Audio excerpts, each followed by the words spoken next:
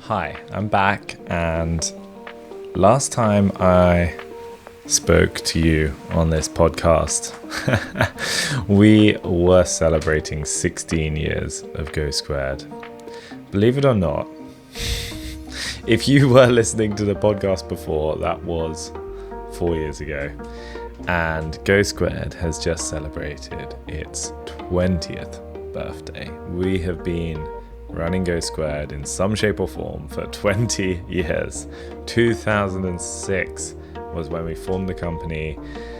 I was at school with my co-founders, and this was pre-iPhone. I think the iPod video was popular at the time. I think the Motorola Razr was still a pretty cool phone. Some of my favorite bands were in the charts, like the Arctic Monkeys. Maybe some things don't change too much. Anyway, I have been feeling guilty for 4 years because when I last did an episode of this podcast, I did half of our lessons learned from turning 16, and I promised to follow up with a part 2 where we were going to talk about the other 8 lessons of running GoSquared. Now, let's see how we do today, but I would love to pick up where we left off 4 years ago and just cover some of the lessons we've learned running GoSquared along the way. Like we normally do, try and keep this episode to 20 minutes or so. So let's dive in. Now, there's a few lessons over the years that I've picked up around running a team, and I wanted to share the things that I felt have helped me along the way. The first is you don't need a big team. Often it's really tempting to compare your success as a founder to another company based on team size. I think a heck of a lot has changed in the last 20 years, but especially even the last 4 years. And I think small teams can truly outmaneuver bigger teams in so many ways. Now, I know Amazon has famously had this concept of 2 pizza teams where you ideally want to be able to feed everyone on your team with 2 pizzas. I'm not quite sure of the exact size of those pizzas, but the whole point is to be keeping things focused, smaller and more nimble. I think for us, we found that when you have really great, smart people that are really passionate, it's incredible what they can do. I would even argue that just one person can often change the game compared to a team of 10 that are not sufficiently motivated or knowledgeable. So I think more and more I just don't really compare on team size anymore, and it is something I for a long time felt very uneasy about. But yeah, there's some amazing people and amazing companies and amazing teams doing incredible work. Best work in the industry by being smaller than the competition. Another thing, especially around team stuff, is I've always found it valuable to celebrate the small wins.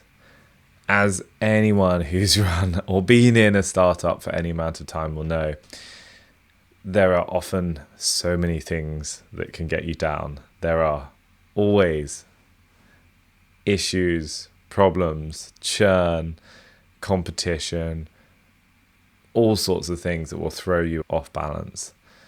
You can't always control what bad happens, and you can't control what good happens. A lot of things come down to luck or good fortune. But something I've always found is crucial is that when good stuff does happen, don't let it go by silently. Celebrate it, even if it is small.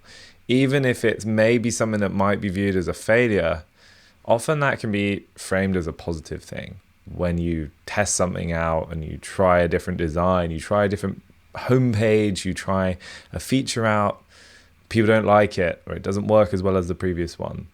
There's always something to celebrate, especially when you have failures like that. They're not show-stopping, they're just bumps along the way. But those failures can be things that you learn from. And I do think those can be viewed as small wins along the way. So always find ways to celebrate.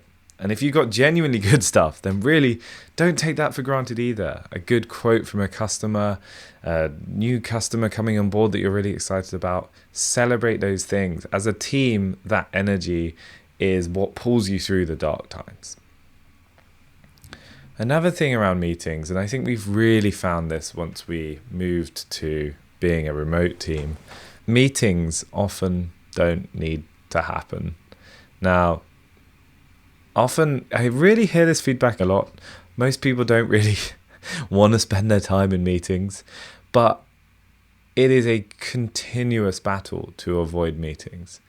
Now, avoiding meetings for meeting's sake is not really the game and the goal. From my perspective, if you're a small software team like us, most of the people get their work done with really focused, deep work. Focus time without interruptions or distractions. Meetings are interruptions for sure, and often distractions. Sometimes they get you on the same page. They help a decision be made. They help the team understand the context of something. But so often meetings overrun. They're poorly managed. They're inconclusive. They lead to another meeting. You sometimes end up having meetings about the number of meetings. We've all been there. But I would say my goal often is to try and keep the number of meetings to the absolute bare minimum, to try and ensure it's really, really strict what's allowed to be a recurring meeting, and to really question every meeting that exists in the calendar. I'm talking here primarily about internal team meetings, not so much customer meetings and calls and sales calls, things like that. Those are, I think, in my mind, a different box. But when you think about how you're operating as a team, finding ways to reduce those or make some of that more asynchronous can be really, really valuable. And in fact, something I've really found, especially over the last few years, has been I love hanging out with my team. I love being around the people I work with. But you don't need that to be a meeting. Like, trying to find ways to really make the best out of socially interacting with everyone, whether that's getting together in person, whether that's organizing an away day, doing some volunteering together. Those are like really good quality bonding time. That doesn't really happen when you're on a Zoom call as a team. And then in terms of the meetings that do matter, trying to get as much value from that time you do have on a call together as possible. And to do that, I think it really takes someone to lead the meeting and own the meeting, and to thoroughly prepare for the meeting, to make sure everyone knows what's expected of that meeting ahead of time. There's a whole load more we could talk about on the subject of meetings, but just generally, I think my conclusion over many, many years has been try to get rid of as many as possible. Almost all of them don't need to happen, and only one or two deserve to be there, and make them the best they can possibly be. Another thing that I've really realized as I've grown up has been working with other people. The best way to get the best out of other people and to work with other people effectively is to really know yourself. And I think I don't know that I have nailed this yet, but I've really become clearer over time what I love to do, what drains my energy, what gives me energy, and to really remind myself of what gets me up in the morning, and to try and reflect as much as possible at the end of a day. Was that day really how I wanted it to go? What was worrying me today? What was causing me anxiety? What was giving me joy? And to try and reflect and iterate based on that.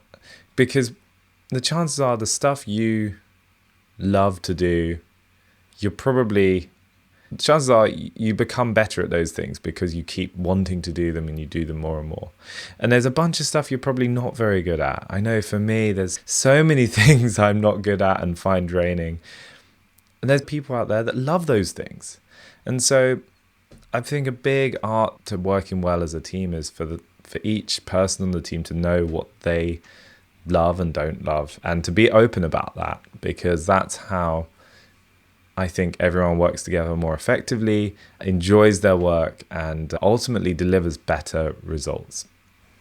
So those are a few things about team stuff. And then on the side of like more generally sort of leading the business, there's a few key themes that have really stuck out to me. I've written about it a few times, but there's this whole thing I've noticed, especially as running a company for like so many years.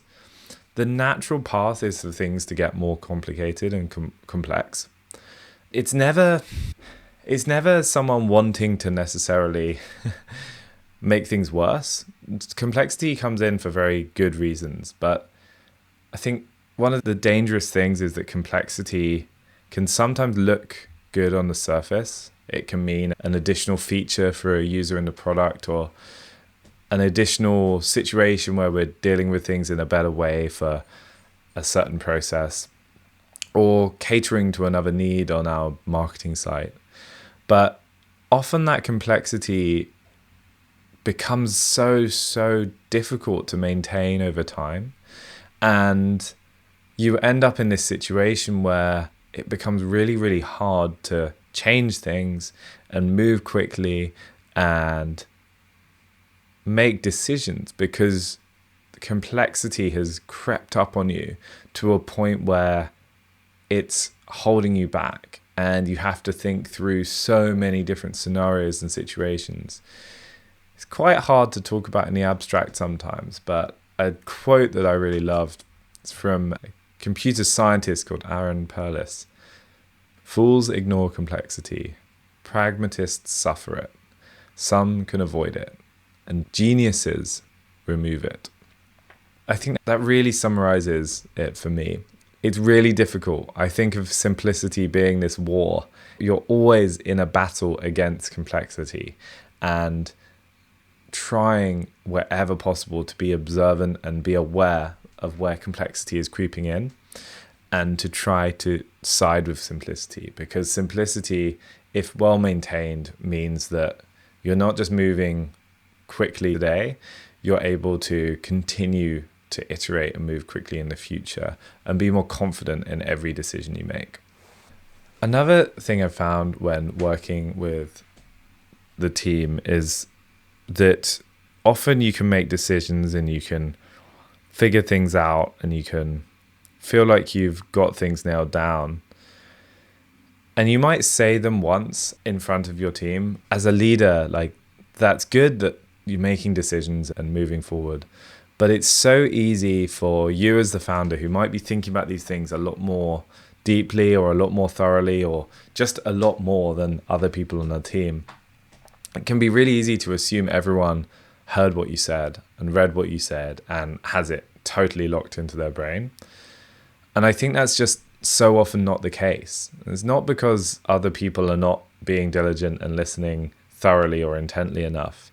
It's because everyone has so much going on, whether it's in their work lives and personal lives and everything in between. And so I think it's incredibly important that you repeat yourself. And even when you feel like you're repeating yourself too much, probably still not quite enough to get that message home. I think this is such a common thing you see in marketing and messaging as well to the wider world. You can really feel like you've said a message. It'll feel silly to say that message again because I've already said it. But the reality is, saying that message over and over and over again is what you need to do for it to actually stick. And I am always trying to get better at this because it's a really difficult one. You can kind of feel like you're going crazy saying the same thing over and over again. You can get bored of saying it yourself. There's another good quote that I love from Elizabeth Arden, who started the cosmetics empire. Repetition makes a reputation, and reputation makes customers. I think that's pretty good.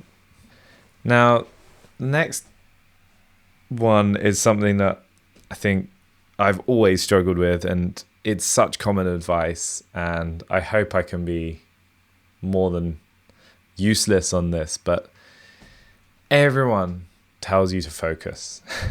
And focus is so hard. I think, I love working on new things. I love new ideas. I love new adventures. And it can be so hard to try to focus on something you've already decided when new things come along or new information comes along. One of the hardest things about focus is deciding you're going to focus and then being met with new and changing circumstances, and then having that decision over and over again to figure out if that's what you need to keep focusing on or change course. There's obviously no hard and fast rule on this, but focus is hard. And all I know is that if you are not focused, you are going to really, really struggle. Difficult as an individual, but even more so as a team. If the priorities are not clear, or the priority is not clear, then you end up with everyone going in slightly different directions, all doing good work and hard work, but you dissipate the energy and lose the momentum that comes from when everyone is focused. We've seen this a lot over the years with GoSquared, with really, really strong focus on our analytics product in the early days. We managed to build a lot of momentum. We lost a lot of focus as we went into being a multi-product company with GoSquared meaning different things to different people. We had that ultimate experience of losing focus, and the negative effects of that are huge, because once you lose that focus, it's very, very hard to bring it back, and you end up working harder and harder and harder, but in more and more directions, which yields weaker and weaker results, which fuels this cycle of frustration. And so I don't really know how to say to anyone listening exactly how you should find focus, but I think it is worth that time, whether it's sitting in a room in silence or taking a day doing nothing but figuring out those priorities. If you can find that focus and that priority, it can massively amplify and multiply all of your efforts and work. Now, my 16th lesson, and still as relevant today in 2026, is to just start. I had it written down as JFDI, just freaking do it, just do it. I don't want to infringe Nike's trademark there too much, but you can so easily overthink everything. And some people are more thinkers than others. I'm not saying thinking is ever a bad thing, but at some point, every founder, every builder, every creator has had to start doing the thing. I think what's so exciting about the world we live in now, with the tools and technologies that are at our disposal, it's easier than ever to start. And often by starting, that is the best way to learn. It is impossible to think through every permutation and possible situation scenario that might happen when starting a company.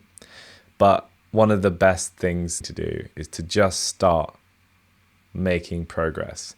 Because by making progress, by taking one step and putting one foot in front of the other, you'd be amazed at how much more clarity you gain. You start to realize things that you thought were problems are not such big problems, or the problem you thought you had is totally not the issue. It's a totally different thing you didn't even think about early on. Just starting to move forwards is the thing that every founder has to do at some point. And the sooner you do it, the better. I think that should be about it for today's episode. I will leave you with the words of someone I have always dearly admired, and that, of course, is our good friend Steve. And he once said, everything around you that you call life was made up by people that were no smarter than you. And you can change it. You can influence it. You can build your own things that other people can use. I think those words are pretty lovely to finish on. So thank you for listening to an episode that is just a mere 4 years late. And it's great to be back. Thank you for listening.